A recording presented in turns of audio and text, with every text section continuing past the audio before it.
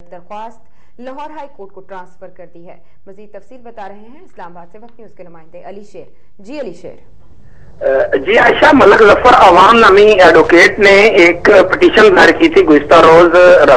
راولپنڈی کی high court میں، جو کہ لاہور ہائی کورٹ کی برانچ ہے۔ اس میں یہ ایک درخواست دائر کی گئی تھی جس میں یہ کہا گیا تھا کہ صدر آصف علی زرداری، وزیر اعظم سید یوسف رضا گیلانی، اسپیکر قومی assembly doctor Fahmida Mirza, chairman senate Farooq H Naik, Muslim League کاف کی سینیٹر بیگم نیلوفر بختیار، پیپلز پارٹی کی شہری رحمان،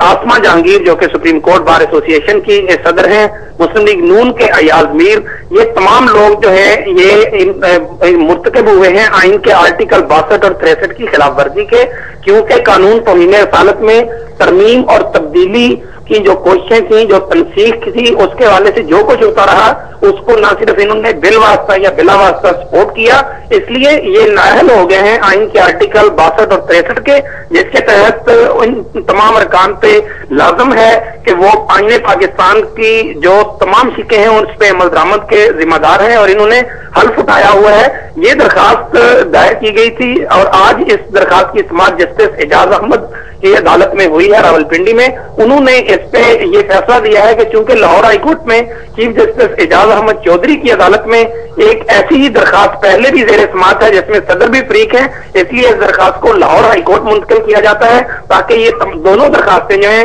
اس کو ایک ہی وقت میں ایک ہی بینچ تشکیل دے کر اس کو سنا جا سکے۔ اس پہ جو ہے جو درخواست ہے وہ لاہور ہائی کورٹ میں ٹرانسفر کر دی گئی ہے۔ جی بہت شکریہ علی شیر۔ 10 اہم شخصیات کو نااہل قرار دینے کی درخواست لاہور ہائی کورٹ کی جانب ٹرانسفر کر دی گئی ہے راولپنڈی بینچ سے۔